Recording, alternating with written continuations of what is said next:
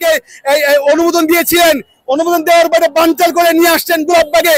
যখন গোলাপবাগে নিয়ে আসছেন, তারা দেখলেন যে বাংলাদেশে হাজার নয়, লক্ষ নয়, প্রায় 20 থেকে 30 লক্ষ, 30 থেকে 40 লক্ষ লোক আগমন করবে, এটাকে পুঁজি করে তারা নিয়ে আসছেন এই প্রেস ক্লাব ময়দান। ঠিক কিনা বলেন? আজকে আমরা দৃঢ়ভাবে বলতে চাই, এই প্রেস ক্লাবের ময়দান যেন সেটা বাংলাদেশ নয়, প্রেস ক্লাব নয়, সেটা ফিলিস্তিন হয়ে গেছে। ঠিক কিনা বলেন?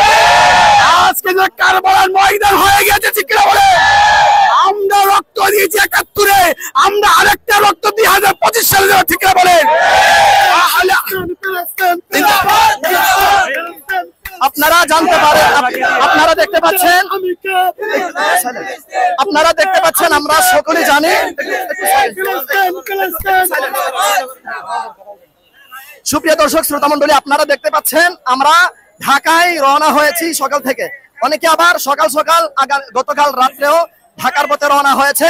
তো আমরা এই ষড়যন্ত্র দেখতে পাচ্ছি। একদম আমাদেরকে দেওয়া হয়েছিল সোহরাওয়ার্দী উদ্যানে, ওখান থেকে আমাদেরকে ট্রান্সফার করে গোলাপবাগে দিয়েছে, ওখান থেকে আবার ট্রান্সফার করে প্রেস ক্লাবে দিয়েছে।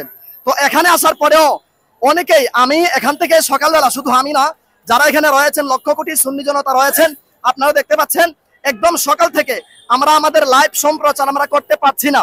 আমরা দেখতে পাচ্ছি যেই সময় জুনায়েদ পলক নেট বন্ধ করে দিয়েছিল, আজকে যেন ওই জুনায়েদ পলকের মতো আজকেও নেট বন্ধ করে কেন্দ্রীয় ভাবে আমাদের যে সমাবেশ হয়েছিল, কেন্দ্রীয় ভাবে যে ভাষণ দেওয়া হয়েছিল, কেন্দ্রীয় ভাবে যে কথাবার্তাগুলো বলা হয়েছিল, সেই কেন্দ্রীয় ভাবে কথাবার্তাগুলো লক্ষ কোটি সুন্নি জনতা লাইভ সম্প্রচার করতে পারেনি। এটা একমাত্র তাদের ষড়যন্ত্র, এটা আমরা ভালো করে জানি। হয়তোবা আমি এখানে কথা বলছি, হয়তোবা আগামীকাল আমাকে গুম করা হবে, অথবা আমাকে মেরেও ফেলতে পারে। এতে করে আমাদের কোনো দুঃখ নেই। আমরা যেখানে সেভ হওয়ার, আমরা যেখানে রেকর্ড হওয়ার, আমরা যাকে দেখানোর জন্য এসেছি, আল্লাহ রব্বুল আলামিন আর মদিনাওয়ালার কদমে যদি আল্লাহ আমাদেরকে কবুল করেন, আমাদের আর জনসমুদ্রের কোনো প্রয়োজন নাই। কথা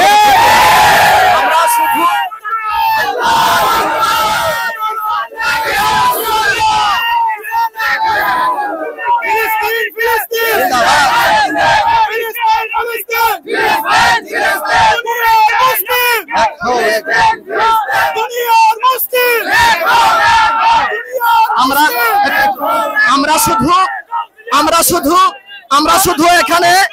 আমরা শুধু এখানে আল্লাহ এবং আল্লাহর রাসূলের সন্তুষ্টি অর্জনের জন্য এসেছি। আমরা ভারতে নির্যাতিত মুমিন মুসলমানদের পাশে দাঁড়ানোর জন্য বাংলার জমিনের এক টুকরা থেকে দাঁড়ানোর চেষ্টা করেছি। ফিলিস্তিনের নির্যাতিত মুমিন মুসলমানদের পাশে দাঁড়ানোর জন্য ঢাকার জমিনে আজকে আমরা একত্রিত হয়েছি। এরপরেও আমরা দেখতে পেরেছি আমাদের উপর অনেক ষড়যন্ত্র চলেছে, এমনকি আরো অনেক ষড়যন্ত্র চলেছে। আমরা দেখতে পেরেছি আমাদের মাইক ভালো করে চলে নাই। কেন চলে নাই?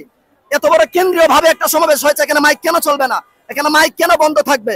সারা সমাবেশ যখন থেকে কেন্দ্রীয় ভাবে আমাদের মূল সমাবেশ শুরু হয়, তখন থেকে আমাদের মাইক বন্ধ।